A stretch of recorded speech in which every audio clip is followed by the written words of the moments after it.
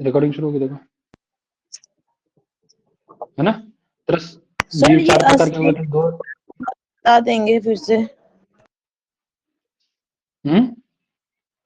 अस्थि की जो ब्रह्म प्राप्ति इंद्रणा अर्थयो हरता तम हता ही हते, तो ये वाली लाइन थोड़ा सा बता दीजिए। कौन सी बताओ? अस्ते अस्ते है, इसके बाद अच्छा, वाली। कल बता, 2 बार बताए थे कल तो, ये तो चलो कह रहे अस्तेय मतलब क्या? अस्तेय मतलब चोरी का अभाव, चोरी ना होना, चोरी ना करना, चोरी की विषय मन में ना आना, मतलब। तो दूसरी लाइन से लगाओ उसको, देखो यहां से कह रहे हैं अनादानम अदत्तस्य, अदत्तस्य अनादानम। अदत्तस्य मतलब जो नहीं दिया गया है, दत्तस्य, दत्तस्य आदानम अर्थात जो आपको दिया जाए उसी का आदान करना, है ना। समझ में आ रही बात? जो आपको दिया गया जी है, आपके हाथ में दिया गया, आपको कहा गया कि आपका इस पे अधिकार है। मान लीजिए मेरी कोई चीज है या आपकी कोई चीज है, आपने कहा कि भैया ये आपका हिस्सा है, तो मैं उसको ले सकता हूँ, ठीक है। और आपने मुझे दिया नहीं, अदत्त है। कैसा है? अदत्त है। तो अदत्त। उस अदत्त का मैं आदान नहीं कर सकता, उसको मैं ग्रहण नहीं कर सकता। और यदि मैं ऐसा कर लेता हूँ, अदत्त का आदान कर लेता हूँ, तो वो क्या हो जाएगा? अदत्त का आदान क्या कहलाएगा? चोरी कहलाएगी, है ना। चोरी कहलाएगी ना। अस्ते अस्ते में अंतर मारेंगे बहुत ज्यादा। स्तेय माने चोरी होती है भैया, है ना। और अस्तेय, न स्तेय, अस्तेय, स्तेय का अभाव, तो याद रखना, ये दोनों में अंतर याद रखो, ठीक है। यहाँ नया समास किया गया है। अदत्तस्य आदानम किम कथ्यते, यदि बिना दी गई वस्तु को आप ले लेते तो क्या होगा? किसी घर गए, देखा आपने तो बहुत अच्छी चीज लगी आपको, सामने देखा आपने, घर में कोई चीज रखी है, बोले ये तो बड़ी अच्छी है, बोले ये तो देगा तो है नहीं। उसकी नजर घूमी, या वो चाय वाय लेने गए, आपके लिए पानी चाय लेने गए, चाय कॉफी आपने उठा के जेब में रख ली, कट्टे से बैग में रख ली अपने, है। तो बिना दिए किसी की चीज लेना क्या होगा? वो अस्तेय होगा, स्तेय होगा। इससे हो जाएगा इससे। हम्म। और ऐसा न करना, है ना। अर्थात अदत्तस्य अनादानम, आदानम नहीं, अनादानम, नए समास कर लो, नोटागम वगैरह करके, है ना। अनादानम, अदत्त का अनादान अर्थात उसको ग्रहण न करना, जो हमें किसी ने नहीं दिया उसको हम न ले, बस। यही तो क्या है, यही तो क्या है पंडित? अस्तेय है। समझ समझ में आ गई बात? इसी को अस्तेय व्रत कहा जाता है। अयम एवं अस्तेय व्रतम उदीरितम, इसी को अस्तेय व्रत कहा गया है ना। बात समझ में आ गई? जी। समझ में आया? किसे नहीं समझ में आया तो उसे समझ में आ गया?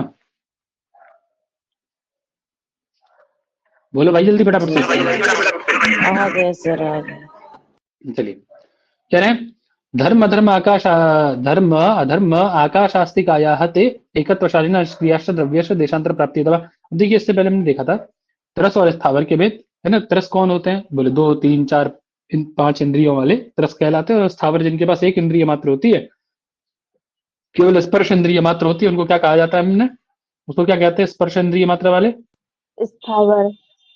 स्थावर कहलाते हैं। फटाफट बड़ो उसको जल्दी बोलते हुए, है ना। ठीक। अब कौन कौन है स्थावर में? कौन कौन आ जाएंगे? तो कह रहे पृथ्वी, जल, तेज, अग्नि, वायु इत्यादि सब वनस्पति, पेड़ पौधे वगैरह सब स्थावर ही है ना। ठीक। स्थावर। आई कह रहे मार्गगत धूल ही पृथ्वी। पृथ्वी क्या है? तो कह रहे मार्गगत, मार्ग में आने वाली जो धूल है ना आपको दिखती है, वो सब क्या है? मार्ग में आने वाली धूल ही क्या है? पृथ्वी है। कह रहे आगे धर्म अधर्म आकाशास्तिका याहत एकत्वशालीन निष्क्रियाश्च द्रव्यश्च देशांतर प्राप्ति हेतवः।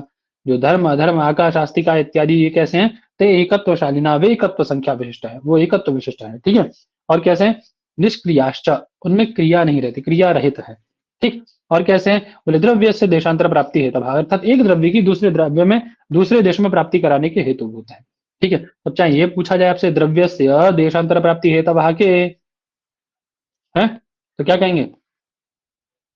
कौन है एक द्रव्य की दूसरे देश में प्राप्ति कराने वाले? कौन है भाई? बोलो फटाफट से यार, मेरी आवाज आ रही है? पृथ्वी। गजब है यार, गजब है। पढ़ क्या रहे हो आप लोग यार? आस्तिक है सर। पृथ्वी कैसे हो सकता है भाई? तो मैं बता रहा हूं, धर्म अधर्म आकाश अस्तिकाय हैं। धर्म अधर्म और आकाश को अस्तिकाय कहते हैं। और उनका अस्तिकाय जो है वो कैसा है? धर्म अधर्म आकाश का अस्तिकाय कैसा है? वे अस्तिकाएं हैं और उनका अस्तिकाय कैसा है, एकत्वशाली है, मतलब एकत्व विशिष्ट है, एक किसी व्यक्ति मात्र में निर्धारित होते हैं वो। वो निष्क्रिय हैं, एक द्रव्य की दूसरे देश में प्राप्ति के हेतुभूत हैं। चलिए अब कहा आ जाता है, ठीक है, अब समझ में आ गया ना? जी है? सर। हाँ, तो कह रहे हैं अन्य वस्तु प्रदेश मध्य अन्य वस्तुनः प्रवेशो अवगाह, अर्थात अन्य वस्तु के प्रदेश के मध्य में अन्य वस्तु का प्रवेश क्या कहलाता है? अवगाह। अवगाह। ध्यान रहेगा ना? है? और ये क्या है? तद एव आकाश कृत्यम, यह किसका कृत्य है? तदेव आकाश कृत्यम, आकाश का कृत्य है। किसका कृत्य है? आकाश का। आकाश कृत्य मतलब कार्य। कृत्य मतलब कार्य। आकाश का कार्य है। कौन है आकाश का कार्य? तो पूछा जाए आपसे, आकाश कृत्यम अस्ति, कौन दिलाने को दे दिया जाए तो? अवगाह। अवगाह। अवगाह। ध्यान रहेगा। अब आ जाइए, ये तो एक मत हो गया। जो जहां हमने पढ़ा था ना, 3 मत चलते, इसमें 2 तत्व वाले, 5 तत्व वाले, 7 तत्व वाले, 9 तत्व वाले, ऐसे मत चलते हैं ना अलग अलग इसमें, जी सर। 3 मत पर। है ना? हाँ, तो 2 मत वाला हमने देख लिया, जीव अजीब, 2 मत, दो तत्व मानते हैं। जी। ठीक है ना? लेकिन दूसरा मत क्या है? उसमें 5 तत्वों वाली बात आती है। कितने तत्वों की बात आती है? 5 तत्वों की, है ना? जैसे कुछ जैन दार्शनिक, हाँ, कुछ जैन दार्शनिक जो है क्या मानते हैं पंडित जी? 5 तत्व मानते हैं। 5 तत्व। उनके अनुसार अस्तिका कितने हैं? 5 अस्तिकाएं, मतलब 5 अस्तिकाएं पदार्थ हैं। ये जो पंच अस्तिकाएं हैं ना आपके, ये पंच अस्तिकाएं पदार्थ हैं, अर्थात 2 तो आपके वो जीव अजीव है ही है ना? संजीव अजीव को नहीं मानते, जीव है, और पंच अस्तिका में जीव, आकाश, पुद्गल, धर्म और धर्म, ये मानते हैं। धर्म अधर्म जीव, जीव आकाश और पुद्गल, ये 5 मानते हैं। समझ गए? तो इन 5 अस्तिकायों को ही ये 5 तत्व या 5 पदार्थ मानते हैं। कुछ दार्शनिक ऐसे है, ठीक है, जैनों में वही कह रहे हैं। अस्थि का तात्पर्य है काल से, और काय का तात्पर्य है देश से। ठीक है? अस्थि का मतलब क्या है? अस्थि काय में, ये ध्यान रखना, ये सब प्रश्न है भाई, सब छोटे छोटे प्रश्न है बहुत, और सिंपल सिंपल प्रश्न, आप बता नहीं पाओगे, घूम जाओगे, बोले हाँ यार अस्तिका तो बड़े 5 होते हैं, लेकिन ये नहीं पता अस्तिका का मतलब क्या है। पूछ लेगा काय, अस्तिका में अस्तिका शब्द का अर्थ क्या है, कथन कारण बना देगा, बोले अस्तिकाय में काय शब्द का अर्थ है ये, और अस्तिकाय हैं इतने। समझ गए? 2 कथनों में बना देगा। जी सर। हम्म, ठीक है? तो अस्थि का मतलब क्या है? काल, और काय का मतलब क्या है? देश। ठीक है ना? जी। फिर अस्थि का कितने 5 अस्थि का पदार्थ कौन से हैं? तो बोल दीजिए एक बार, मैंने तो बोल ही दिया एक बार, बोल दो। जीव। पुद्गल। बहुत बढ़िया बोला है, मतलब सबको एक साथ खोलना जरूरी होता है भाई। जीव, आकाश, धर्म, अधर्म और पुद्गल। हाँ, जीव आकाश धर्म अधर्म पुद्गल। ठीक है, ये क्या है आपके? 5 अस्तिका है, पंच अस्तिका है ना? ठीक है पंडित जी। जी। अब वो जी चीज सर। बता रहे, हम लोग पीछे पढ़ के आए थे ना कि आपके जो धर्म अधर्म आकाश अस्तिकाएं हैं, वे एकत्वशाली है, निष्क्रिय है ना? एक द्रव्य की देशांतर प्राप्ति के हेतु भूत है, ये तो पढ़े थे हम लोग अभी अस्तिकाय के विषय में, नहीं पढ़ के आए पीछे? पढ़ा था जैसे आप सर। लोग, जैसे मैंने पूछा था आकाश का कृत्य क्या है, तो आपने बताया था पृथ्वी, याद आई? सॉरी, आकाश कृत्य कह रहा हूँ, और देशांतर प्राप्त, मैंने पूछा था द्रव्य से देशांतर प्राप्ति हेतुभूत कौन है, तो आपने पृथ्वी बताया था, वही आस्तिका है। याद आ गया? जी। हाँ? गलतियां याद आ जाती हैं। अरे धर्म धर्म अधर्म आकाश अस्तिकायाः ते एकत्वशालिनः निष्क्रियाश्च द्रव्यस्य देशांतर प्राप्ति हेतवः। सिंपल लाइन है, वही लाइन है, पुरानी लाइन उठाइए, है ना? उसमें जो पंच अस्तिकाएं हैं, जो अस्तिकाएं हैं आपके, उनमें तत्र धर्मा धर्मो प्रसिद्ध, है ना? जो ये धर्मा धर्म है वो क्या है? उनमें प्रसिद्ध है, फेमस है। ठीक है? 5 अस्तिकाएं आपने पढ़ी, देखिए समझिएगा, इसका फंडा समझिएगा। 5 अस्तिकाएं आपने पढ़े, ठीक है? पंचस्तिका आपने पढ़े पढ़े कि नहीं पढ़े, है ना। उन 5 जी में से सर। जो धर्म अधर्म और क्या है, धर्म अधर्म और आकाश, ये 3 जो हैं ये कैसे हैं, करें, ते एकत्वशालिनः निष्क्रियाः द्रव्यस्य देशांतर प्राप्ति हेतवः। बात समझ में आ गई, है ना। जी। अब कैसे द्रव्य से देशांतर प्राप्ति है, तो आपके दिमाग में फंसा नहीं रही होगी चीज, हजम नहीं हो रही हो, कैसे देशांतर प्राप्ति है, तो मैं समझ में नहीं आ रहा है, थोड़ा कम समझ में आ रहा है ना। निष्क्रिय चलो समझ में आता है, क्रिया नहीं होगी इनमें, है। धर्म धर्म इत्यादि में क्रिया नहीं रहती, एकत्वशाली है, ठीक है, एक एक व्यक्ति में अलग अलग रहता है, ये भी समझ में आ गया। लेकिन ये देशांतर प्राप्ति हेतु कैसे, सपोज करिए जैसे आपके पास इस समय क्या है, आपके हाथ में, आपके आसपास क्या है, क्या बताओ, कुछ बोलो, कोई एक व्यक्ति, उसी उदाहरण देते हैं, बोलो, है। पुस्तकें। चलो पुस्तक, पुस्तक। हाँ पेन ले लो, पुस्तक ले लो, कुछ ले लो, पुस्तक ले लो, सबसे अच्छा पुस्तक है ना। मान लो एक ही प्रकाशन में 1,00,000 पुस्तकें छपती हैं, ठीक है, 1,00,000 पुस्तकें। अब सबके पास हमारे पास में उसी प्रकाशन की एक पुस्तक है, ठीक है, उसी प्रकाशन की पुस्तक है। अब आपकी पुस्तक मेरी पुस्तक से अलग है कि नहीं, बताइए, सोच के बताइए, आपकी पुस्तक मेरी पुस्तक से अलग है कि नहीं, क्यों सृष्टि बहन जी। मान लो मेरे पास भी उसी प्रकाशन की पुस्तक है और आपके पास भी, सेम राइटर, सेम प्रकाशन, सेम बुक, मेरी पुस्तक आपकी पुस्तक से अलग है या एक ही है, सोच के बताना। जो बोलोगे उसका उत्तर जरूर पूछूंगा मैं, क्यों बोला आपने ऐसा, बोलो जल्दी फटाफट से, इतना टाइम नहीं है। सेम है सर, हाँ यार, सेम है। सेम सेम है। अच्छा और कोई बताओ, कौन कौन सेम मानते हैं, सब लोग सेम मानते हैं, कोई ऐसा है कि अलग मानता है, अलग भी हो कोई नहीं सकता है अलग, ना। कैसे बताओ, कैसे अलग अलग हो भी हो सकता सकता है, कैसे है, कैसे बताओ। मतलब अलग समय पे खरीदा गया, अलग अलग व्यक्ति ने खरीदा है और अलग अलग स्थान से खरीदा है, ऐसा हो सकता है क्या। और बताओ क्यों अलग है, बताओ, और कोई बताओ, चलो उन्होंने ये लॉजिक दिया, और कोई और बताओ? सर हाँ बोलो। प्रति भिन्न होगी लेकिन कथा विषय वृत्ति बस भिन्न होगी। विषय, अच्छा, चलो और कोई बताओ, और कोई बताओ। जितने प्रकाशक होंगे भैया उनकी कहने की बात, कहने की शैली अलग होगी लिखने की। बेटा मैंने कहा एक ही प्रकाशन, मैंने कहा एक ही प्रकाशन, एक ही व्यक्ति, एक ही सब कुछ, एक अच्छा ही अच्छा। राइटर, उसके परमाणु अलग अलग होंगे। हाँ ये बात आई ना। उसके बुक कौन के बोला है, ममता दी, परमाणु अलग है, उसके अलग। ममता दी बोली, हाँ बस, जी चलो ठीक है।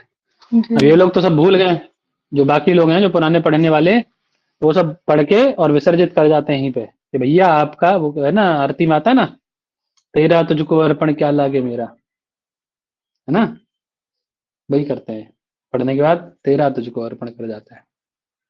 हम्म, अच्छा है, चलो करना भी चाहिए, पढ़ाई में नहीं करना चाहिए लेकिन, ठीक है।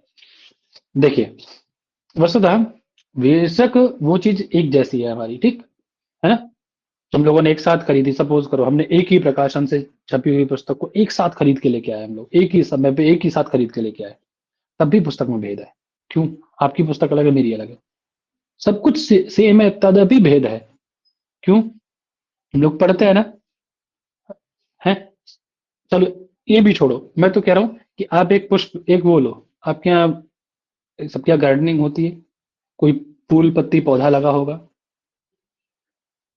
ना, कोई पौधा होगा छोटा मोटा, है ना, तुलसी सब्जियां होंगी, अभी बताओ, तुलसी पे मंजरी आती है, मंजरी ले लो, सबसे छोटी चीज मंजरी है, या पत्ते ले लो तुलसी के, एक पत्ता दूसरे पत्ते से अलग है कि नहीं, है सर। अलग है, क्यों, क्योंकि उसमें रहने वाले जो अणु परमाणु हैं वो अलग है, समझे पंडित जी, है ना, यही परमाणु भेदक पदार्थ है, जब आप पढ़ोगे तर्क भाषा वगैरह तो वहां समझ में आएगा आपको, समझे, यही भेदक है उसका, है ना। और ये अलग क्यों करता है, विशेष नामक जो द्रव्य है इसीलिए रखा गया है, इसीलिए वैशेषिक आता है काम में, समझ गए पंडित जी, एक द्रव्य दूसरे द्रव्य से विशेष है, अलग है, पृथक है ना, यही कारण है। तो चलो ये बात तो समझ में आ गई। अब वो वस्तु, ये बताइए मुझे, वो आप ही के पास क्यों आई, ये बताओ, वो उस पुस्तक पे आपका ही अधिकार क्यों है, मेरा क्यों नहीं है? या मेरे हिस्से में जो पुस्तक आई वो आपके पास क्यों नहीं पहुंची, मेरे पास ही क्यों पहुंची? क्योंकि उसमें क्या बैठा था भैया, आपका अपूर्व बैठा था। वो आपका आप नहीं लेके आया उस पुस्तक को, आपका अपूर्व आपके पास लेके आया उसको। समझ गए? कोई भी चीज लाना ले जाना, वो आपको प्राप्ति कराना, वो आपके अपूर्व के ऊपर डिपेंड करता है। आप किससे मिलेंगे, कब मिलेंगे, कौन आपको वस्तु प्राप्त होगी, कौन व्यक्ति आपसे मिलेगा, किस व्यक्ति को आप प्राप्त होंगे या किस पदार्थ को आप प्राप्त करेंगे, ये सब कौन निर्धारित करता है? कौन निर्धारित करता है? पूर्व निर्धारण होता है। अपूर्व अपूर्व अपूर्व का मतलब पहले वाला अपूर्व नहीं है कि पूर्व से निर्धारित होता, वो वाला अपूर्व नहीं है सृष्टि बहन जी। अपूर्व का मतलब है आपका दैव, अपूर्व का मतलब है आपका दैव, आपका भाग्य, ये निर्धारित करता है। और भाग्य कौन बनाता है आपका? ये दैव या अपूर्व का निर्माण कौन करता है? आपके धर्म और अधर्म। समझे पंडित जी? तो अब समझ में आ गई होगी क्यों ये धर्म धर्म और आकाश को क्या कह रहे हैं, देशांतर प्राप्त, द्रव्य की देशांतर प्राप्ति के हेतुभूत है। अर्थात द्रव्य बना कहाँ? बेंगलोर में, कर्नाटका में। और आप कोई कपड़ा बना बेंगलोर कर्नाटका में, मैन्युफैक्चरिंग उधर ही ज्यादा होती कपड़े की, सब जगह सब कुछ बनता है। वो कपड़ा आप पहन रहे हैं यहाँ आकर के उत्तर प्रदेश में है, वो द्रव्य, खेती के उस काम द्रव्य करता है, की सबके देशांतर में यहाँ वहां तक प्राप्ति पहुंचता है। कैसे? तो ये उसको पहुंचाने वाले कौन है? ये आस्तिकाय है। कौन? धर्म धर्म और आकाश। समझ में आ गई बात? अब समझ में आ गई होगी, फंस गई होगी दिमाग में। चलो लेकिन तत्र धर्म धर्मो सब समझा सकते हैं, सब में ऐसा कुछ नहीं है जो समझ में नहीं आएगा, एवरीथिंग समझ में आएगा। समझे? और एक एक चीज को 10-10 उदाहरण से समझाया जा सकता है, बस समय का अभाव होता है, इसीलिए मैं कुछ चीजों को जल्दी स्किप कर देता हूँ। और नहीं समझ में आया तो पूछो, मैं बताने को उसको फिर देखूंगा ना, बताऊंगा ना उसको। अरे तो तेरा धर्मा धर्मो प्रसिद्ध हो, ऐसा नहीं है आता नहीं है। आप सोच लो कि नहीं भैया को आता ही नहीं होगा इसलिए इसको स्किप कर गए। वो मेरी दृष्टि से सरल है, हो सकता है आपकी दृष्टि से कठिन हो, लेकिन इसीलिए मैं बोलता हूँ पूछ लिया करो उसको, ठीक? अरे तत्र धर्मा धर्मो प्रसिद्ध हो, उनमें कौन प्रसिद्ध है? दो प्रसिद्ध धर्मो धर्म है ना। क्यों प्रसिद्ध है तो बता रहे, देखो क्या कह रहे हैं। ठीक है, कौन प्रसिद्ध है उन दोनों में? जो अस्तिकाएं हैं आपके, एकत्वशाली धर्म निष्क्रिय और धर्म। देशांतर प्रति, ठीक है। आकाश क्या है? तो कह रहे हैं आलोकेन अवच्छिन्ने नभसि लोकाकाश पद वेदनीय तयोः सर्वत्र अवस्थिति। देखिए दो आकाश है, दो आकाश की चर्चा है, लोक आकाश और आलोक आकाश। समझे? है ना? समझे? तो ये बता रहे हैं कि आलोक से अवच्छिन्न युक्त, अवच्छिन्न मतलब युक्त, है ना। नभसी यानी आकाश में, लोकाकाश पद वेदनीय, लोकाकाश पद से उसको क्या जानते हैं? लोकाकाश पद वेदनीय उसको जानते, जाना जाता है उसको। तयो सर्वत्र, उन दोनों की सर्वत्र स्थिति है ना। गति स्थित्युपग्रहो धर्माधर्मयोपकार, थोड़ी इसको कोई मतलब नहीं है ना। गति स्थिति उपग्रह इत्यादि के द्वारा धर्म धर्म का उपकार होता है, कोई मतलब नहीं, उसको छोड़ी जाने दीजिए। बस ये बात ध्यान रखिएगा ना, उनमें कौन मुख्य है। क्या कह रहे हैं? धर्मास्तिकाया प्रवृत्ति अनुमेय, अधर्मास्तिकाया स्थिति अनुमेय। अब पढ़े थे ना अभी अस्तिकाय, उनमें से धर्मास्तिकाय कैसा है? प्रवृत्ति के द्वारा अनुमेय है। अधर्मास्तिकाय कैसा है? स्थिति के द्वारा अनुमेय है। दोबारा एक बार बोल दीजिए आप लोग भी, बोलिए एक बार फटाफट से जल्दी।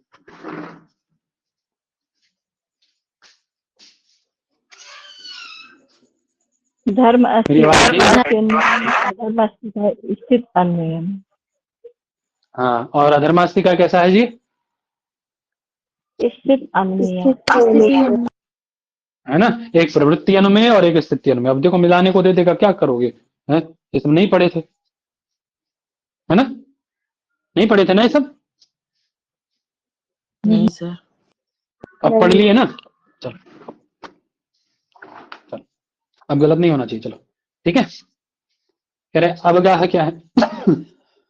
है ना, तो बता रहे अवगाह बोले अन्य वस्तु प्रदेश मध्य अन्य से वस्तुना प्रदेशो अवगाह। ऊपर पढ़ के आए हो ना अभी? है अवगाह के विषय में नहीं पढ़ के आए हो अभी? जी, पढ़ा है सर। अन्य वस्तु प्रदेश मध्य अन्य वस्तुना प्रदेशो अवगाह, है ना। हाँ, वही बात बस कह रहे हैं, है ना, वही बता रहे हैं। तद आकाश कृत्यम, वह किसका कृत्य है? अन्य वस्तु के स्थान में अन्य वस्तु की का प्रवेश करा देना ही अवगाह किसका कृत्य है? आकाश कृत्य है। पढ़ लिया अभी, है ना। कह रहे जीव की चर्चा ऊपर कर चुके हम लोग, अब पुद्गल इत्यादि को बता रहे हैं। पुद्गल कौन होता है? बोले स्पर्श रसगंधवंता पुद्गला। पुद्गल कैसे होते हैं भैया? सही है, चलो जैन दर्शन आज खत्म हो जाएगा, कल से तर्क भाषा शुरू कर लेंगे, है ना। कैसे स्पर्श रस गंध बनता है पुद्गला। जीआईसी वगैरह में लगी है ना दीदी आप लोगों के में? जी भैया। हाँ तो कल से शुरू कर लेंगे तेरे को भाषा को। कह रहे स्पर्श रस गंध बनता है पुद्गला, अर्थात कैसे होते हैं स्पर्श रस गंध वर्णवंता, वर्ण शब्द छूट गया था सॉरी, कैसे होते हैं पुद्गल पंडित जी? बोल तो यार फटाफट से। स्पर्श रस गंध वर्ण स्पर्श गंध रस गंध हाँ। वर्ण बनता है। पुद्गला ठीक है ना। कौन कौन होता है इसमें? कौन कौन होते हैं? स्पर्श रस गंध वर्ण। ऐसे मत बोलो, बोलो बट ऐसे ना बोलो, ठीक है ना। स्पर्श रस गंध वर्णतः पुद्गला। अर्थात ये 4 गुणों से युक्त होता है। कौन से? पुद्गल का मतलब जानते हैं आप लोग? बोलो, पुद्गल का मतलब जानते हैं? द्रव्य पदार्थ, पदार्थ जिसको हम लोग बोलते हैं ना, पदार्थ बोलते हैं ना, पदार्थ हम लोग पदार्थ का व्यवहार करते हैं ना, जी करते हैं नहीं करते हैं, वही है बस। पदार्थ को ही पुद्गल बोला है इन्होंने, और पुद्गल करके पता नहीं क्या है कि नहीं, अब समझ लोगे। देखो पुद्गल ये 4 गुण इसमें रहते हैं। कौन से? स्पर्श कर सकते हैं आप इसका, इसमें रस रहेगा, इसमें गंध रहेगी, इसमें वर्ण, वर्ण मतलब, वर्ण का मतलब हमारे यहाँ किससे है? रूप से है ना। तो ये भी आ जाता है, ये भी आ जाता है, ये भी रूप रस गंध स्पर्श बनता है पुद्गला, ये भी कहीं आप पढ़ सकते हैं, उसमें घबराना नहीं है, ठीक है। तो वर्ण का मतलब रूप ही है, और कहीं ये वर्ण बनता है ऐसा भी मिल सकता है, तो कोई ऐसे बुद्धि का विषय है बस, है ना, बुद्धि को ठीक रखना है उसमें। अब कह रहे ये जो है 2 प्रकार से होता है। कौन से? अणवः स्कंधाश्च, अर्थात हम सब जानते हैं कि पदार्थ को 2 भागों में बांटते हैं हम लोग। पृथ्वी हमारी 2 प्रकार की है ना, कैसी? परमाणु स्वरूप और कार्य स्वरूप। दूसरी कार्य स्वरूप है। वही तो ये भी कह रहा है कि अणु स्वरूप है और स्कंध स्वरूप। स्कंध मतलब समूह को कहा जाता है, अर्थात वैसा है ना, वही कार्य स्वरूप है। अब घट है, घट के परमाणु होते हैं, और घट पूरा स्कंध है, समूह है परमाणुओं का, नहीं बताओ। अणु क्या है और स्कंद क्या? तो कह रहे भोक्तुम अशक्य है ना वह, जिनका भोग न किया जा सके, जो भोग करने में अशक्य है, अर्थात जिनको भोग नहीं कर सकते हम लोग, वो अणु होते हैं। क्या परमाणुओं का भोग कर सकते हैं आप? देख तक नहीं सकते, भोग क्या खा करोगे बताओ? जी महोदय। है ना। जो भोक्तुम अशक्य है, जो भोगने में, अर्थात जिनका भोग नहीं किया जा सकता, भोगने में जो अक्षम है, वो क्या है? अणु है। और द्वैणुक आदि से युक्त परमाणु तक की आपका सब क्या है? अणु में आ जाएगा। और द्वैणुक त्रैणुक चतुर्णुक इत्यादि सब किसमें आ जाएंगे? सारे स्कंद में आ जाएंगे, ठीक है ना। जी सर। ठीक है सर। अब कह रहे हैं द्वैणुक आदि स्कंद भेदात अणुवादी उत्पद्यन्ते, द्वैणुक आदि में स्कंद भेद से अणुवादी उत्पन्न होते हैं, और अणुवादी संघातात द्वैणुक आदि ही उत्पद्यन्ते। देखिए अणुवादियों में जब संघात होता है द्वैणुक आदि उत्पन्न होते हैं, और जब उनमें भेद होता है, ये हम सब तर्क भाषा में पढ़ते हैं, कोई बड़ी बात भी नहीं है, तो सामान्य है। उत्पत्ति विनाश क्रम बता रहे हैं। यार जब 2 अणु मिलेंगे, 2 परमाणु, तो एक द्वैणुक बनेगा, 2 द्वैणुक मिलेंगे तो एक क्या बनेगा? 3 द्वैणुक मिलेंगे त्रिसरेणु बनेगा, 4 त्रिसरेणु मिलेंगे चतुर्णुक बनेगा। ऐसे ही तो बनता है ना सब, इनके संघात समूह से ही तो बनता है द्वैणुक आदि। वही तो बता रहे कि अणुवादी संघात द्वैणुक आदि उत्पद्यन्ते, सिंपल है ना। कह रहे काल भी एक द्रव्य है इनके अनुसार। कौन सा? कौन एक द्रव्य है? काल भी एक द्रव्य है। काल काल भी एक द्रव्य है ना, ठीक है पंडित जी। जी क्या कह रहे हैं काल के विषय में? चलो देखते हैं। कह रहे कालस्य अनेक प्रदेशत्वाभावेन अस्ति कायत्वाभावेपि द्रव्यत्वम् अस्ति तल्लक्षण योगात्। अब देखिए द्रव्य बता रहे हैं काल को। आपके यहाँ द्रव्य बताया है काल? बोलो कितने द्रव्य हैं आपके यहाँ न्याय में? 9 द्रव्य। आता है काल में 16 द्रव्य हैं। 7 पदार्थ है, 9 द्रव्य है। पृथ्वी अब तेज वायु आकाश काल विक्रम मम। अरे सर अरे अरे अरे क्या कर रहे हो? अरे क्यों क्यों क्यों क्यों मच्छी मार्केट बना देते हो उसको भैया? एक एक करके बोल लो। एक बोल रहा है इतना पेशेंस नहीं है कि बोल रहा है दूसरा शांत रहे, दूसरा बोले तो फिर पहला शांत हो जाए। रखो थोड़ा सा पेशेंस। तो कौन कौन आते हैं 9 द्रव्य में? बोलो कोई एक व्यक्ति जल्दी फटाफट से। पृथ्वी अप तेज वायु आकाश काल दिक आत्मा मन नव एवं नव ही है द्रव्य। काल आता है ना उसमें? तो उन्होंने जी कह दिया तो क्या गलत? कुछ गलत कहा क्या? कह रहे काल भी एक द्रव्य है, तो वो है ही है। हम लोग पढ़ के आए हैं। हम्म। जी भैया। अब एक बस प्रश्न यहाँ ये बन जाता है कि भैया देखो, अस्थिकाय को ही हम द्रव्य मानते हैं। अस्थिकाय जो है वही तो तत्व है हमारे यहाँ। अस्थिकाय को ही हम द्रव्य मानते हैं। तो वस्तुतः इसमें ये जब अस्थिकाय की श्रेणी में इसको रखा नहीं गया, इसकी गणना नहीं की गई है, तो इसको फिर द्रव्य मान क्यों रहे हैं आप? इनका प्रश्न ये है। तो उत्तर क्या देता है वो कह रहा है कि भैया देखो, इसमें लक्षण विघटित हो जाता है ना? क्या होता है? लक्षण विघटित हो जाता है, तदर्थ हम इसको स्वीकार अस्थिकाय की श्रेणी में कर लेते हैं। समझ में आ गई बात? है ना? बात समझ आ रही है भाई साहब?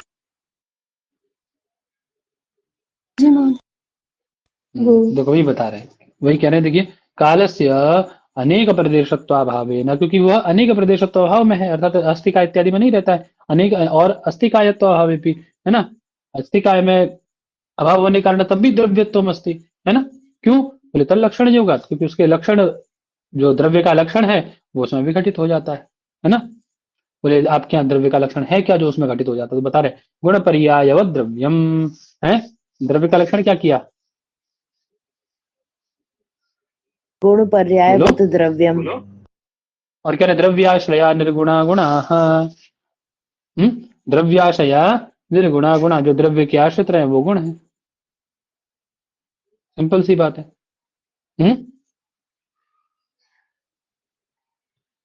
ठीक है। अब काल में जी क्योंकि सर। गुण रह जाते हैं, एक तरह तो उसको द्रव्य माना जाता है भैया, है ना? हम लोग पढ़ते हैं उधर गुण आते नहीं आते काल में, सामान्य गुण तो सब में ही आ जाते हैं, 6 7 6 तो संख्या जी सर। परिमाण पृथक तो संयोग इत्यादि संख्या आदि जी सब में आ जाते हैं। फिर तो गुणाश्रय है तो तभी तो द्रव्य माना गया है ना? बोलो भैया। जी महोदय। जी सर। कहना द्रव्य के पर्याय क्या है? तो पर्याय बता दिए उन्होंने सारे के सारे, देख लीजिएगा इसको। कह रहे अतएव जैन सिद्धांत षड द्रव्याणी की प्रसिद्धि। जैन द्रव्य में जैन सिद्धांत में कितने द्रव्य माने गए? द्रव्य माना। 6। द्रव्य। हाँ, तो 5 अस्तिकाय, पंचस्तिकाय और एक काल। समझ में आ गई बात भाई साहब? ये षड द्रव्य के। अब तृतीय मत आ जाता है इसका, 7 तत्व वाला। अरे कुछ लोग 7 तत्व मानते हैं। कौन से? बोले जीव, अजीव, आश्रव, बंध, संवर, निर्जर और मोक्ष, ऐसे 7 तत्वों को स्वीकार करते हैं। ठीक है सर? है ना? कह रहे जीव अजीव का वर्णन हो चुका है, 5 बताते हैं आपको कौन कौन है। तो बता रहे आश्रव क्या है। कह रहे औदारिक आदि कायादि चलन द्वारेण आत्मना चलनम योग पद वेदनीयम आश्रव। क्या कह रहे हैं एक बार दोबारा सुन लीजिए। कह रहे औदारिकादि कायादि चलन द्वारेण, है ना? औदारिक आदि, औदारिक मतलब, औदारिक मतलब आवाज आ रही मेरी? जी। दृश्यमान अरे स्थूल बोलो यार, शरीर देख के समझ। बोल दिया कर दो, देख के ही बोल दिया करो। दृश्यमान स्थूल शरीर। स्थूल शरीर जो जो दिखाई देता है उसे फिर औदारिक कहते हैं। हम्म जो जैसे हम लोग का दृश्यमान शरीर अभी कैसा शरीर है? औदारिक है। स्थूल शरीर है, क्षमा। वही कह रहे, तो वही औदारिक शरीर ही है बेटा। औदारिक काय आदि, वो उन्होंने ऑप्शन में दे दिया बस। औदारिक जो शरीर है, ये स्थूल शरीर दिख रहा है हमारा। और काय आदि, काय आदि से क्या लेना? मन वाक इत्यादि, है ना? इनके चलने के द्वारे ना, इनके चलने के माध्यम से आत्मा का भी चलना। ये क्या कह रहा है? आत्मा का चलना, है ना? यही क्या कहलाता है? आश्रव कहलाता है। ठीक है, इसको हम लोग क्या कहते हैं? योग पद वेदनीयम, अर्थात इसको योग भी कहा जाता है। योग पद के द्वारा भी जिसको जाना जाता है, ऐसा कौन है? आश्रव है। ठीक है, बात समझ में आ गई सबको? जी सर। ठीक है पंडित जी। तो ध्यान रहेगा ना? औदारिकादि कायादि चलनद्वारेण आत्मना चलनम किं कथ्यते? आश्रव कथ्यते। आश्रव आश्रवः योगपदवेदनीयम् अस्ति। आश्रव योगपदवेद आश्रवः। चलिए आगे, है ना? आगे क्या करें? अब काय आदि से तीन प्रकार का, वही काय मन वचन आपको बता ही दिया ऊपर, है ना? तो इस प्रकार से ये जो योग है, योग कितने प्रकार का हो जाता है? फिर बोले काय योग, मनोयोग और वाग योग। ठीक है, कोई दिक्कत ही नहीं। करें योग प्रणाली का या कर्म, योग प्रणाली के द्वारा कर्मा स्रवती इति संयोग आश्रव। योग रूपी जो प्रणाली है, प्रणाली मतलब जानते हैं ना, नली, एक माध्यम। आवाज आ रही है मेरी? आ रही सर। हम्म, है ना? आश्रव का एक मतलब ये भी कह सकते हैं प्रवाह। आश्रव का एक मतलब क्या कह सकते हैं?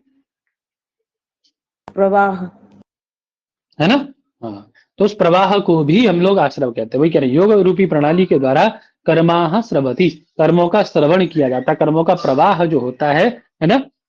यही योग, सैव योग आश्रव, वह योग ही क्या कहलाता है? आश्रव कहलाता है। तो दोनों डेफिनेशन ध्यान में रखिएगा। औदारिक कायादि चलन द्वारा आत्मरा चलनम किम कथ्यते? आश्रम, जो योग पेड़ के द्वारा जाना जाता है ना? आई कह रहे योग प्रणाली का या कर्मा स्रवती स योग, उस योग को क्या कहा जाता है? वो क्या कहलाता है? आश्रव कहा जाता है। आश्रम, है ना? अब ये योग दो प्रकार से बढ़ जाता है आगे चल के आपका। कौन से? शुभ और अशुभ, है ना? शुभ काय योग और शुभ वाग योग। ठीक है ना? शुभ काय योग और शुभ शुभ वाग योग। ठीक है भैया? आवाज आ रही है मेरी? जी सर। जी जी जी सर। समझ में आ गई बात? तो कह रहे शुभ काय योग क्या है? तो कह रहे शरीर संचलन निमित्तम, एक मिनट रुकिए जरा।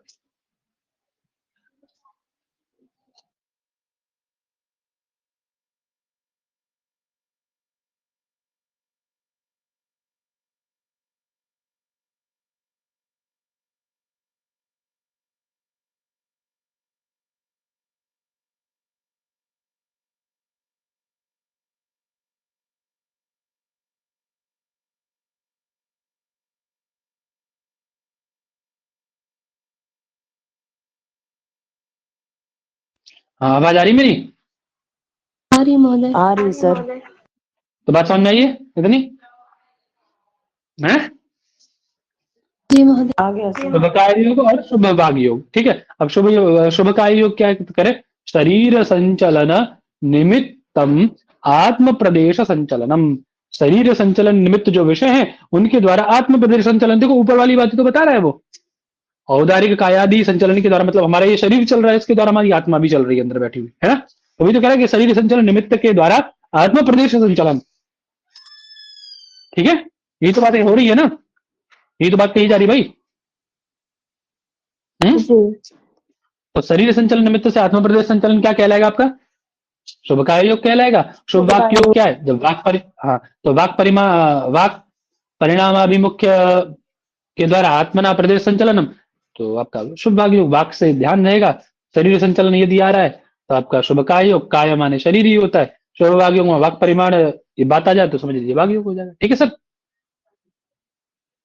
है ना? जी सर। ठीक है भैया, महोदय, है ना? हाँ बोलो।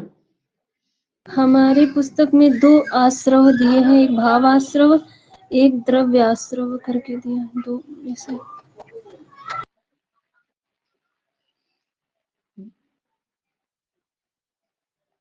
देख लेना उसको। तो इतनी बात समझ में आ गई? ठीक है भैया? जी सर। अरे आवाज आ रही है? हाँ, चलो आगे। फटाफट फटाफट देख लो। अब ऐसे ही शुभ मनो योग आ गया। ठीक, तो 3 थे ना, 3 चीजें थी हमारी ना, योग में 3 थी, काय योग और मनोयोग और वाग योग। अभी योग, इसी योग को ही तो आश्रम पढ़ के आ रहे थे ऊपर हम लोग। संयोग एवं आश्रव, वही योग आश्रम है। योग पद वेद नियम आश्रव, बार बार पढ़े थे हम, 2 बार पढ़े इस चीज को, है ना? तो काय मन और वाग 3 प्रकार के योग थे। तो जब शुभ काय योग, शुभ वाग योग और शुभ मनोयोग, ऐसी अशुभ काय योग, अशुभ मनोयोग और अशुभ वाग योग, कितने प्रकार के हो गए? 6 प्रकार का हो गया ना कुल। 2 भेद बांटे, इसको ध्यान रखना बस। ठीक है ना? जी सर। ठीक है सर। जी भैया। हालांकि पूछा नहीं जाएगा, बस थोड़ा सा ध्यान रखोगे तो अच्छा ही है भाई, कोई मतलब नहीं है, देख लेना एक बार, है ना। सामान्य कोई एक कीवर्ड उठा के देख लेना उसको, है ना, देख लोगे ना अपने आप से। एक देख कीवर्ड सकते ध्यान हैं। रखना बस, एक बार जी पढ़ के सर। एक बार कीवर्ड याद रखना। हाँ, कोई खास नहीं है इतना, है ना। तीसरी डेफिनेशन बता रहे थे, दो बता दी अब तक, तीसरी बता रहे, कह रहे पुरुषम विषयेषु इंद्रिय प्रवृत्ति ही आश्रव, है ना। पुरुष पुरुषम विषयेषु इंद्रिय प्रवृत्ति, अर्थात पुरुष का विषयों में लगना, विषयेषु पुरुष की इंद्रियों का विषय में लगना अथवा इंद्रियों का विषयों में लग जाना, विषयों में प्रवृत्त होना, ही क्या है, ये क्या कहलाएगा? आश्रव। ठीक है ना। आगे जब आप पढ़ेंगे तो वहां आएगा एक श्लोक, आश्रव स्रोत सोद्वारम संवृणोती संवरा। आश्रव जो है, ये जितने भी स्रोत है ना, सबका द्वार है, सबको प्रवेश देता, बोले आओ और करो और करो और करो, है ना। गलत काम जब करते तो मन करता है कि और अच्छे काम में नहीं करेगा, अच्छे काम बहुत हो गया इतना, इससे ज्यादा नहीं, है ना, है कि नहीं? ठीक है। जी सर। अब बंध आ जाता है इसके बाद, ध्यान देगा तो कह रहे हैं, मिथ्या दर्शन अविरति प्रमाद कषाय वशाद योग वशाच आत्मा सूक्ष्म एक क्षेत्रावगाहीनाम अन अवगाहीनाम अनंत प्रदेशानाम पुद्गलानाम कर्म बंध योग्यानाम आदानम उपश्लेषणम यत् करोति सबंध। ठीक है सर, क्या क्या कह रहे हैं देखिए, समझिए, आवाज आ रही है ना मेरी? आ रही है सर। जी सर। असल में बार बार लाइट लाइट आ जा रही है ना, आंधी आ रही है बहुत तेज, तो लाइट बार बार आ रही है, जा रही है, आ रही है, जा रही है, तो कब वो डिस्कनेक्ट हो जाए वाईफाई तो उसका थोड़ा सा भय है, इसलिए पूछ रहा हूं बार बार। कह रहे हैं, मिथ्या दर्शन अविरति प्रमाद कषाय, है ना, और योग वशात, योग के द्वारा आत्मा क्या करती है, सूक्ष्मैक क्षेत्रावगाही नाम अनंत प्रदेशानाम पुद्गलानाम, पुद्गल का मतलब जानते हैं ना? पदार्थ। जी सर, पदार्थ। जानते हैं ना? जी। ठीक है, तो सूक्ष्म क्षेत्र, सूक्ष्म एक क्षेत्र तथा सूक्ष्म एक क्षेत्र का अवगाहन करने वाले अनंत प्रदेशानाम, ऐसे अनंत प्रदेशों का क्या करते हैं, पुद्गलानाम, अनंत प्रदेश में रहने वाले जो पुद्गल है ना, जब वो क्या करते हैं, कर्म बंध योग्यानाम, कर्म बंधनों से युक्त होकर के आदानम उपश्लेषण करोति, आदान करते हैं, अर्थात वो अपने विषय में प्रवेश करते हैं और उसका उपश्लेषण करते हैं, इसी क्रिया को क्या कहते हैं, यत करोति स बंधा, वही बंध है। तो आप कोई भी दो उसका याद रख लीजिए, है ना, मतलब सामान्य से याद रख लीजिए, मिथ्या दर्शन वृत्ति प्रमाद कषाय इत्यादि जो है ना, इनके संयोग से जो आत्मा है आपका पुद्गलों का आदान करती है ना, और वो पुद्गल क्या करते हैं, पुद्गलों का क्या कर रही है, वो पुद्गलों का आदान कर रही है ना, पुद्गला कर्म योग्यानम कर्म बंध योग्यानम आदानम, आदान करती है, उपश्लेषण करती है, उसको हम लोग बंध कहते हैं, ध्यान रहेगा ना। आत्मा जो आपके पुद्गल हैं, पुद्गलों का कर्म बंध युक्त जो पुद्गल है, उनका आदान उपश्लेषण इत्यादि जो करती है, उसको बंध कहा जाता है, याद रहेगा, बोला कि ना? जी महोदय। रहेगा सर। ठीक।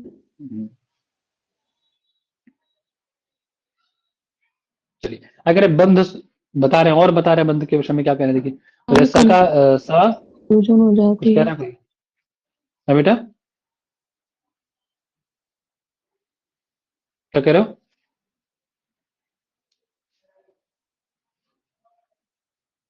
कि एडमिशन पूछ लेता है तो क्या पूछ लेता है?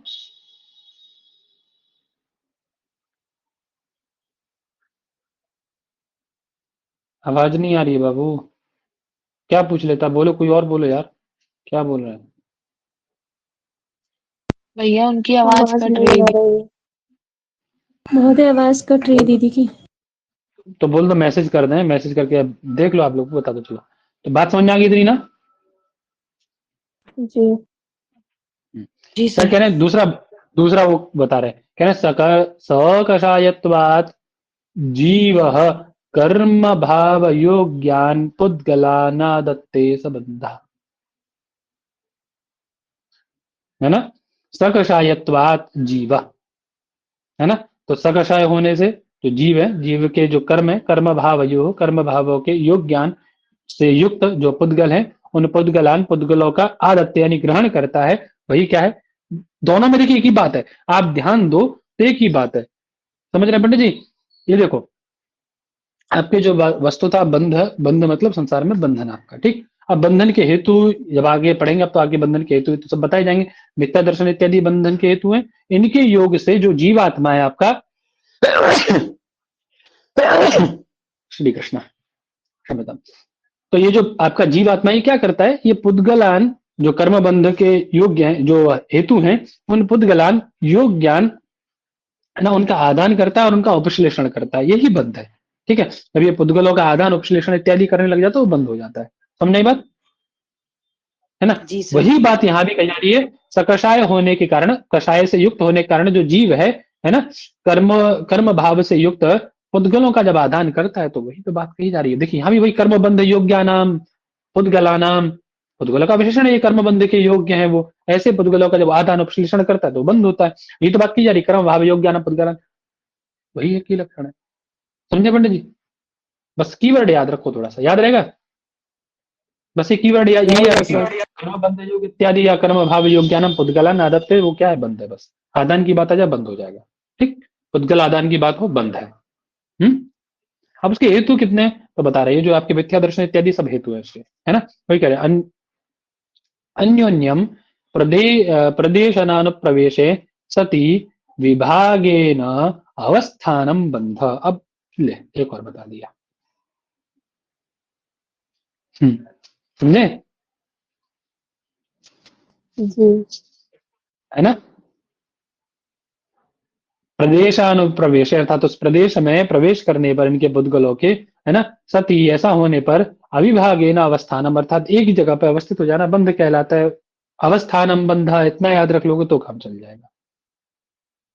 अरे बंध का मतलब क्या कि बांध के रख दिए, एक जगह बिठा दिया जाएगा, बांध दिए हो क्या है, तो अवस्थानम बंधा इतना याद रख लो, इतने से काम चल जाएगा पूरा। तो हमारा थोड़े थोड़े से काम चल रहा था, पूरा रटने की जरूरत नहीं है, बस पूरी लाइन को 2-4 बार बोल लो, उसके बाद दिमाग रख लो कि अवस्थानम बंधा, ये यदि आता है तो हमें बंध पे लगाना है, ठीक है, याद रहेगा ना। जी अब वो जो बंध के हेतु हैं वो कितने हैं, जो अवस्थान कराते हैं, एक जगह पे स्थिर करते हैं आपको, है सकषाय युक्त जीव को कर्म भाव से युक्त पुद्गलों का आदान कराते हैं, वो उसके हेतुभूत कितने हैं तो बता रहे हैं, मिथ्या दर्शन, अविरति, प्रमाद, कषाय और योग, ये 5 हेतु हैं। कितने हेतु हैं, 5। मिथ्या दर्शन 2 प्रकार का है, ठीक है, कह रहे हैं मिथ्या कर्मोदयात परोपदेश परोपदेशान अपेक्षम, है ना, अर्थात मिथ्या कर्मों के उदय से मिथ्या दर्शन कब होगा, आपको कोई चीज मिथ्या है ऐसा मिथ्या वस्तु का ज्ञान कब होगा, जब आपके मिथ्या कर्म उदित होंगे तब आपको वो चीज मिथ्या दिखेगी, है कि नहीं,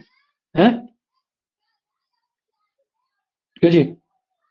और वो जी नैसर्गिक है, सर। उसमें कोई वो नहीं, नेचुरल है, वो तो आपके कर्मों के आधार पर चल रहा है, ठीक है। और दूसरा, जब मैं दिखाऊं आपको कि देखो ये ऐसा है, कोई हाथी नहीं गधा है, ये घोड़ा नहीं गधा है, जब मैं दिखाऊं तब होगा ऐसा, है ना, ठीक है। तो वही कह रहे हैं कि दूसरे के उपदेश से जैन तत्वों में अश्रद्धा हो जाना, परोपदेश किसी दूसरे के उपदेश से जैन तत्वों में अश्रद्धा कर लेना। मान लीजिए अभी हम लोग नहीं है, जैन धर्म के अनुयायी नहीं है, कोई है तो नहीं यहाँ पे, चलो वो तो अच्छा है, कोई बात नहीं, है ना। तो मान लीजिए हम लोग जैन धर्म के अनुयायी नहीं है, और हमारे यहाँ क्या कहा है उन्होंने मैंने कहा है, एक श्लोक है, हस्तिनाथाड्यमानोपि न गच्छेत् जैन मंदिरम न पठेत यावनी भाषा न पश्येत म्लेच्छ दर्शनम। हस्तिनाथाड्यमानोपि न गच्छेत् जैन मंदिरम, यदि हाथी भी 100 हाथी मत वाले हाथी आपको दौड़ा रहे हो, बस मरण बचने का एकमात्र स्थान क्या है, जैन मंदिर है, तब भी न गच्छेत् जैन मंदिरम। हमारे जो पूर्वज थे वो अपने धर्म को लेकर के बहुत कट्टर थे, वस्तुतः कट्टर थे, हम लोग उतने कट्टर नहीं, हम लोग बहुत फ्लेक्सिबल है।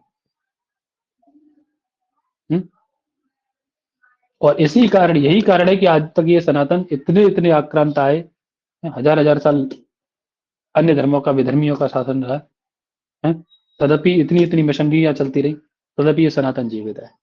ये हमारे पूर्वजों का बहुत बहुत धन्यवाद है कि वो लोग हमको आज तक जीवित रखे हैं इसको।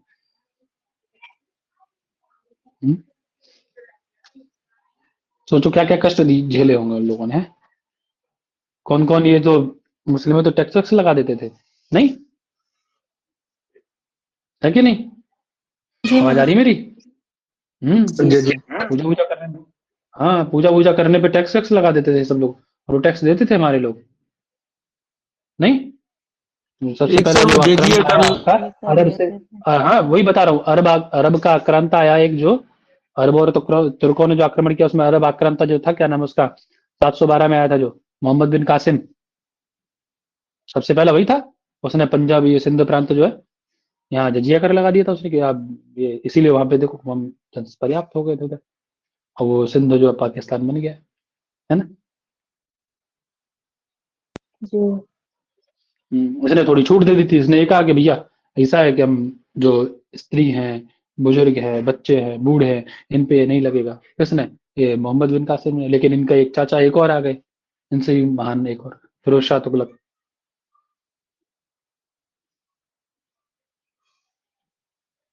वो उन्होंने तो सब पे एक तरफ से बोले ठीक है सब दोगे आप इसको।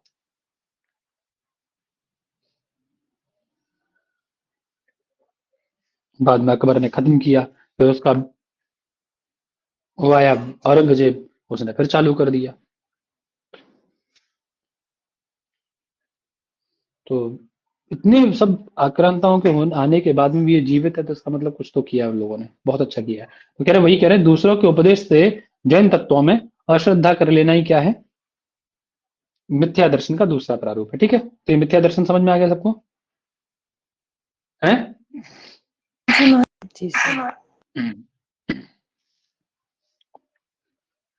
तो ये मिथ्या दर्शन दो प्रकार से हो जाता है, जब आपके मिथ्या कर्म उदित हो जाए तब आपकी अश्रद्धा हो जाएगी उनके दर्शनों के प्रति। ये अपने में भी लागू हो जाता है, ऐसा नहीं जैनों में ही लागू होगा, अपने में भी। आप अपने धर्म के प्रति ऐसा करते तो आपके प्रति, आपके ऊपर भी लागू होता है। चलिए, कह रहे अविरति, अविरति क्या है? तो क्या, पृथिव्यादि षटकोपादानम षडिंद्रिय असंयमनम चा विरति ही। अविरति क्या है? देखिए दोष है ना, ये वो बताए जा रहे हैं, बस ये याद रखना। कह रहे हैं पृथिव्यादि षटकोपादानम, पृथिव्यादि 6 पदार्थ हैं आपकी, पृथ्वी जल अग्नि। अब आपको ये 7 पदार्थ है, 6 कहाँ से आ गए हैं?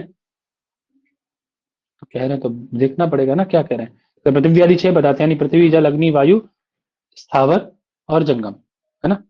जंगम में वो पदगल आस्तिका वगैरह सब, है ना? षड संयमनम, अब 6 इंद्रियां हैं आपकी, है ना? तो इन सब के उपादान से, अर्थात इन सब का उपादान करना, और इंद्रिय असंयमनम अर्थात इंद्रियों का संयमन न करना, उनको नियंत्रित न रखना, ये क्या है? अविरति है।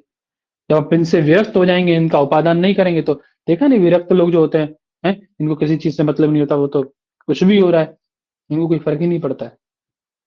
पड़ता है क्या? तो एकदम विरक्त संत होते हैं, उनको कुछ फर्क पड़ता है क्या कि आपकी जीडीपी कितनी जा रही है, कितनी वैकेंसी आई, उनसे कुछ को फर्क फर्क पड़ रहा है उनको कुछ? कहाँ वर्ल्ड वॉर हो रहा है, कहाँ नहीं हो रहा है, क्या एटमोस्फेयर चल रहा है, क्या नहीं चल रहा है? बताओ, कितने पेड़ काटे जा रहे हैं, कितने बचाए जा रहे हैं, उनको फर्क पड़ता है? कुछ कुछ नहीं फर्क पड़ता उनको, क्योंकि उनको वो सब, उनका उपादान है ही नहीं, उनको आवश्यकता ही नहीं उस सब चीज की, है ना? उन्होंने इंद्रियों का क्या संयमन कर लिया है अपनी। तो समझ में आ गई अविरति क्या है? अर्थात उनको विरति हो गई है, विरक्ति हो गई है। और हम लोग क्या अविरत हैं? हम लोग की रति है इसमें संसार में, नहीं? आगे चलिए, प्रमाद आ जाता है। प्रमाद क्या कहा जाता है? फिर पंच समिति त्रिगुप्तीषु अनुत्साह प्रमाद। पंच समितियां, पंच समिति कौन सी है? तो ये सब याद रखने वाली चीजें पंडित। ये देखो पंच समितियां कौन सी हैं जैनों की, क्रम क्या है उनका पंच समितियों का, ये सब प्रश्न है, सारे प्रश्न है, याद रखना है। इनका क्रम जरूर याद रखना भाई साहब, बाद में ना कहना। फिर पंच समितियां कौन सी बोले? ईर्ष्या, भाषा, भाषा, ऐषणा, आदान, उत्सर्ग, ये क्या है आपकी? 5 समितियां। कौन सी एक बार बोल दो फटाफट से, बोलने से एक आध बार याद हो जाए, बोलो। ईर्ष्या, भाषा, ऐषणा, आदान, उपसर्ग। उपसर्ग नहीं है, व्याकरण के। उत्सर्ग। हाँ, ईर्ष्या करना, भाषा, किसी से उल्टा सीधा, है ना, ऐषणा करना, है आदान करना किसी वस्तु का। समझे पंडित जी? आवाज आ रही है मेरी? आ रही है सर। जी जी हम्म, ऐषणा करना तो किसी वस्तु 5वां के वाला विषय में, प्रतिष्ठापन है क्या? है बेटा? 5वां वाला प्रतिष्ठापन समिति है पिछली। कौन सा? प्रतिष्ठापन समिति। जी मेरे में भी दिया है दीदी। ये इसके उत्सर्ग के विषय में कह रहे हो? पंच समितियों लास्ट वाला है, प्रतिष्ठापन उत्सर्ग ना, समिति है। उत्सर्ग के विषय में कह रहे हो क्या? हाँ हाँ।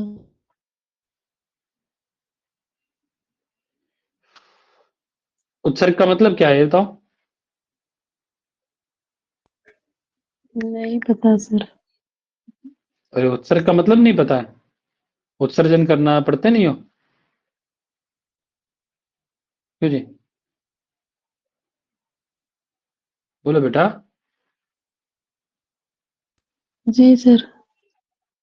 बोलो बोलो, फटाफट से बोलो।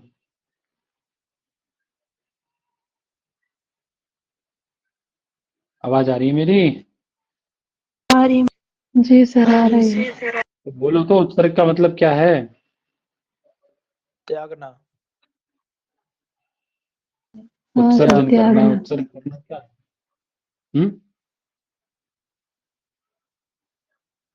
नहीं। इसका तात्पर्य है कि जब एक को त्याग करना। त्यागेंगे तभी दूसरा प्रतिस्थापित करेंगे, इसलिए यहाँ प्रतिष्ठापन भी दिया है क्या हम लोगों ने। ठीक है, और उसमें उसी में लगे रहना, उसको वो करना है ना? यही क्या हो तो गलत तो है ही ना वो तो। चाहे उस दृष्टि से देख लो, चाहे उस दृष्टि से, है ना? गलत तो है ही वो, दोनों दृष्टियों में गलत है। हैं? ठीक है, चलिए। अपने विषय, अपनी उनको, अपनी चीजों को त्याग देना है, ये क्या है? गलत तो है ही। और तीन आगे आ जाते हैं, उसके बाद में क्या कह रहे हैं? तीन गुप्तियां आ जाती हैं, पंच समितियां हो गई, तीन गुप्तियां। दोनों को ध्यान रखना, उत्सर्ग भी आए तो उत्सर्ग भी ध्यान रखना, क्योंकि लिखा है तो उसका मतलब कहीं तो है, तभी लिखा गया है, तो उसका दोनों को ध्यान रखो। ऐसा नहीं है कि प्रतिष्ठापन आए, दोनों को ध्यान रखो। यदि प्रतिष्ठापन भी आता है तो भी ध्यान रखना, और वो भी आता है तो भी याद रखना है। ठीक, कह रहे तीन गुप्तियां, काम गुप्ती, वाक गुप्ती और मनोगुप्ती। अब ये काम यहाँ गलत लिख गया, काय गुप्ती होगा, है ना? काय गुप्ती होगा, है ना? काय, वाक और मन गुप्ती। ठीक है ना? यही क्या है आपका? प्रमाद है ना? अर्थात पंच समितियों में, अर्थात किसी से ईर्ष्या ना करना, किसी से उल्टा सीधा संभाषण ना करना, किसी चीज की इच्छा ना करना, है ना? कुछ आदान ना करना, है ना? किसी चीज का ऐसा वो प्रतिष्ठा स्थापना, मतलब अपने पास एकत्रित ना करना, प्रतिष्ठापन ही ले लेते चलो आप वाला, उसकी एकत्रीकरण ना करना था, तो उसमें प्रतिष्ठित ना होना, उसमें रमना नहीं। है ना? समझ में आ रही बात? और ये जो तीन गुप्तियां हैं, काय गुप्ती, वाक गुप्ती, और इनको मतलब अपना स्थिर रखना सबको, है? इन सब में उत्साह न होना, वाक गुप्ती, मनोगुप्ती, काय गुप्ती, इन सब में उत्साह न होना, ये क्या? प्रमाद है। ठीक है। कषाय क्या है? अरे कषाय या क्रोध आदि, क्रोध, माया, लोभ इत्यादि क्या कहलाते हैं? कषाय कहलाते हैं। सीधे सीधे याद करने वाले कुछ इसमें समझ में ऐसा समझाने वाला कुछ है नहीं। योग क्या है? तो कह रहे प्रकृति प्रदेश बंधा हेतु ही होगा, है ना? प्रकृति का और प्रदेश का, प्रकृति और प्रदेश के जो बंध है, उसका कारण कौन है? उसका हेतुभूत कौन है? योग प्रदेश है। बंध का हेतु या योग। प्रकृति बंध का हेतु कौन है? योग है। तब ये कोई समझाने वाला इसमें क्या ही है बताओ, है ना? बंध की बात आ जाती है, चार भेद बताए उन्होंने, प्रकृति बंध, स्थिति बंध, अनुभव बंध और प्रदेश बंध, है ना? तो वही बता रहे हैं, प्रकृति, स्थिति, अनुभव, प्रदेश, प्रदेशाः तद विधयः, किसके हैं? बंध के भेद है। ठीक है। कौन कौन, एक बार पढ़ दो फटाफट से, याद कर लो, ये क्रम जरूर याद रखना। प्रकृति बंध, स्थिति बंध, अनुभव बंध, प्रदेश बंध। क्रम जरूर याद रखना, प्रकृति, स्थिति, अनुभव, प्रदेशाः, ये बस क्रम याद रखो उसका, है ना? ठीक। अब कह रहे हैं ये प्रकृति बंध जो है सबसे पहला वाला, वो 8 प्रकार का। कितने प्रकार का प्रकृति बंध? 8 प्रकार का। 8। कुछ नहीं याद रखना है, याद ज्यादा रखो तो केवल नाम याद रख लेना, इनके नाम कौन से, कौन सा ये प्रकृति बंध है, कौन से में नहीं आता है, इतना याद रखना, बाकी कुछ याद नहीं रखना है। ठीक है। तो इतनी बड़ी ये सब पंचायती से जरूरत नहीं है। ठीक है। बहुत ज्यादा याद कर सकते हो तो ज्ञान आवरण कितने प्रकार का है? 5 प्रकार का है। दर्शन आवरण 9 प्रकार का है। वेदनीय 2 प्रकार का है। मोहनीय 28 प्रकार का, ऐसा करके इनके प्रकार और याद रख लेना। बहुत ज्यादा कर सकते हो तो, ठीक, इससे ज्यादा कुछ नहीं करना है, कर लेंगे इतना तो, क्यों जी? जी सर। जी सर। चलिए। स्थिति बंध दो प्रकार के हैं, परा और अपरा। देखो कि अब ज्यादा डीप प्रश्न नहीं आते, सामान्य प्रश्न आते हैं, बहुत सामान्य से प्रश्न आते हैं, और बहुत सामान्य से जब नहीं पढ़ो तो वो कठिन लगने लग जाते हैं, है ना? ठीक है, जी सर। चलिए। क्या करें, अनुभव बंध पहले सामान्य तरीके से तैयार कर लो, जब कुछ बचेगा देखते हैं। आप लोग भी प्रश्न ढूंढिए, पिछले प्रश्नों में यदि कुछ ऐसा लग रहा है कि आउट ऑफ सिलेबस जा रही है कोई चीज तो मुझे बताना। तो हम लोग क्या है, अभी टाइम है अपने पास में, कौन सा समय निकल गया, अपने पास अभी बहुत समय है, ठीक है? तो बहुत समय, इसका मतलब ये है कि हम लोग दोबारा से इस विषय को पढ़ सकते हैं, इतना समय है अपने पास अभी, ठीक। रिवीजन से अतिरिक्त दोबारा पढ़ सकते हैं, तो मूल ग्रंथ से पढ़ लें, कौन सी बड़ी बात है अपने लिए, ठीक है? पढ़ाने वाला कोई किराए पे नहीं आया, पढ़ने वाले कोई किराए पे नहीं आया है, किराए पे है क्या? क्यों जी? नहीं भैया, तो फिर नहीं भैया। दोबारा पढ़ सकते हैं। हाँ। अब स्थिति बंध कितने प्रकार का, प्रकृति बंध 8 प्रकार का हो गया था, स्थिति बंध कितने प्रकार का, 2, परा परा और अपरा के भेद से, है ना? है कि नहीं? जी सर। जी। है ना?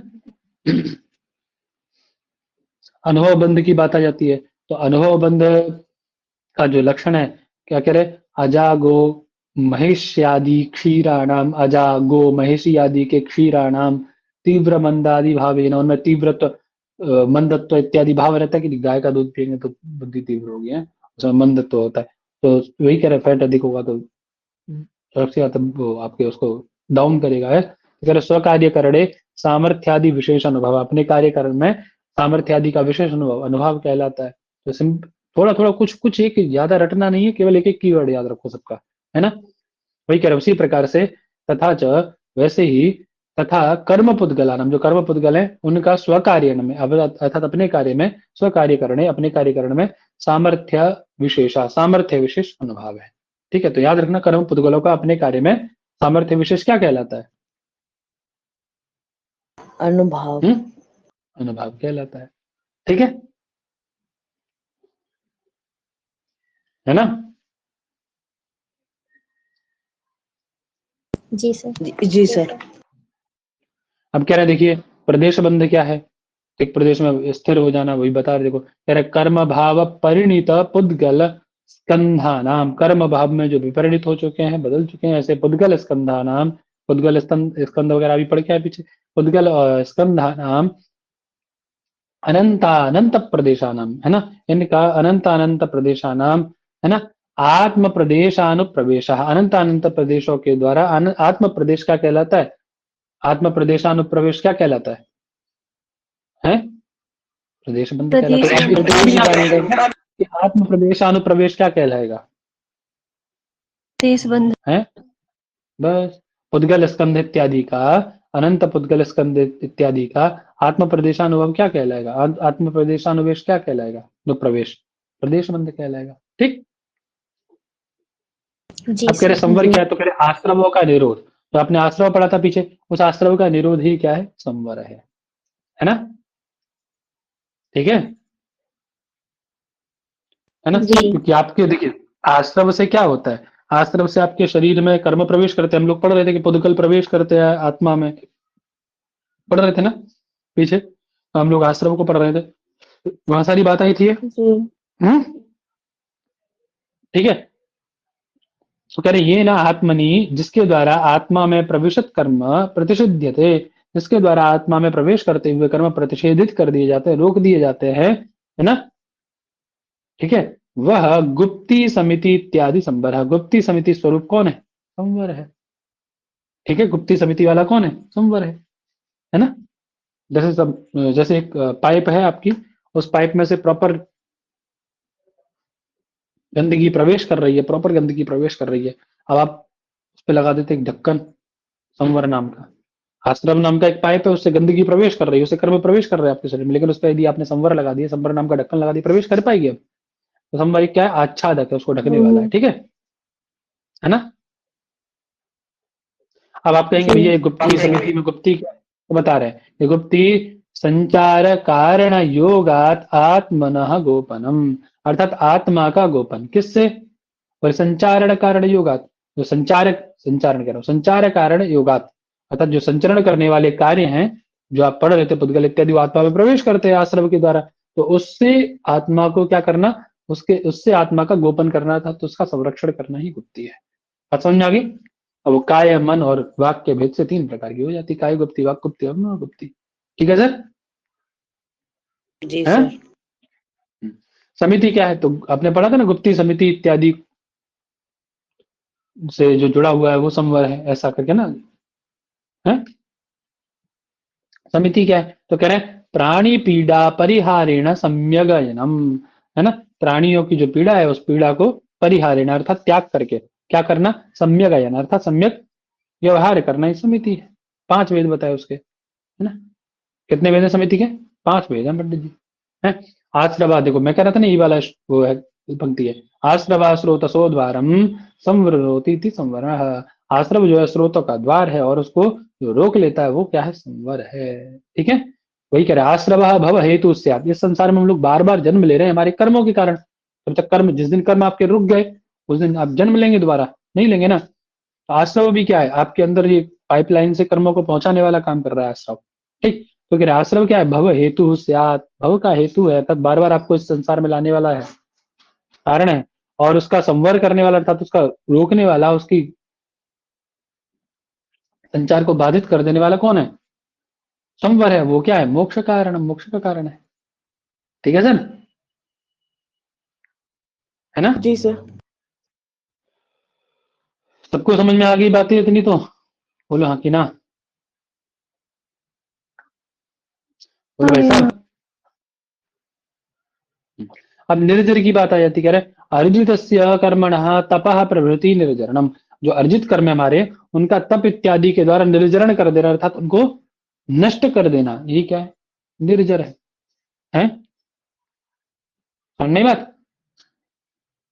वही कह रहे हैं संसार बीज रूपी जो भूत, संसार बीज भूता नाम कर्मणा जरणात यह निर्जरा। निर्जरा क्यों कहा जाता है इसको, संसार के जो बीज भूत कर्म है उनका क्या कर देता है, ये उनको नाश कर देता है। बीज भूत जो है, ठीक, उन कर्मों का क्या कर देता है, नाश। संसार में आपको बार बार लाने वाले कौन है, कर्म है आपके, उनका नाश कर देता है। इस कारण से इसको क्या कहा जाता है, निर्जर। बोलो। जला, निर्जरण करता है, जला देता है, उसको समाप्त कर देता है ना, नष्ट कर देता है ना। कह रहे ये 2 प्रकार के है, ताद्विधा सह, वो सा निर्जरा द्विधा, 2 प्रकार की। कौन से बोले, सकाम निर्जरा और कौन सी, काम निर्जर। अकाम निर्जरा। सामने लिखा है, बोलो भाई। यहाँ ये निर्जरा तत्व 2 प्रकार का है, यथाकाल और उपक्रम में कैसा बता रहे हैं, दोनों को ध्यान रखना। ठीक,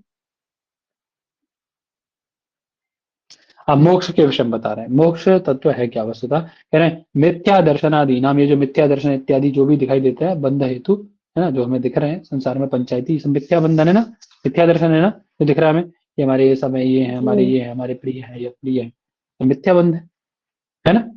मिथ्या दर्शन है, उसके बंध का आपके संसार में रहने का हेतु है ना। कर इनके निरोधे, जी इनका भैया। निरोध हो जाने पर, ठीक है। और बोले अभिनव कर्म अभावात, अभिनव नए कर्मों, अभिनव मतलब नए कर्मों का अभाव हो जाने पर, है ना। और कह रहे निर्जरा हेतु सन्निधानेन अर्जितस्य कर्मणः निरसनात्। निर्जरा हेतु के द्वारा सन्निहित जो कर्म है, अपने एकत्रित जो संचित कर्म है, उनका क्या कर देने पर, निरसनात्, उनका नाश कर देने पर। ठीक है, ऐसा कर देने पर ही आत्यांतिक कर्म मोक्षणम मोक्षा, ऐसा करने पर ही एक आत्यांतिक कर्म की प्राप्ति होती है, उसी को हम लोग क्या कहते हैं, मोक्षणम, उसी को मोक्ष कहा जाता है। ठीक है, समझने बात। आत्यांतिक जो कर्म है, आत्यांतिक कर्मों से मोक्षण अर्थात मुक्त, उन आत्यांतिक कर्मों से मुक्ति ही क्या कहलाएगी, मोक्ष है पंडित जी। ठीक है, वही कह रहे, देखिए बंध हेतु अभाव निर्जराभ्याम, निर्जरा है ना, फिर बंध हेतुओं का अभाव और निर्जराभ्याम, निर्जरा के द्वारा कृत्स्न कर्म विप्रमोक्षणम, कृत्स्न कर्मों का जो आपके संचित कर्म है, उन कर्मों का क्या कर देना, निरसन कर देना, उनको नष्ट कर देना, यही क्या कहलाता है, उनको मुक्त कर देना, ये मोक्ष है। ठीक है जी। है ना? बात समझ में आ गई भाई? जी जी सर भैया। महोदय। कह रहे अन्योन्य प्रदेशानुप्रदेश, अन्योन्य प्रदेशानुप्रदेश में सती विभागेन अवस्थानम बद्ध। ये तो पड़ गया, पीछे दो है, सबवर और निर्जर है। ठीक है,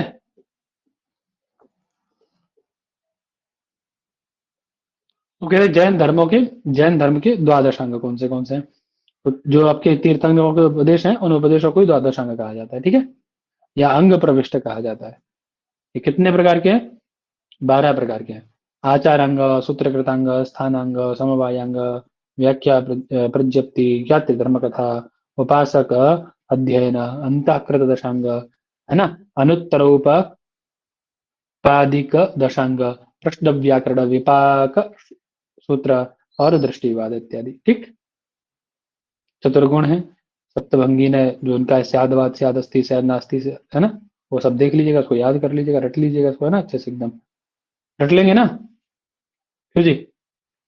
जी सर। जी सर। रट लेना इसको, है?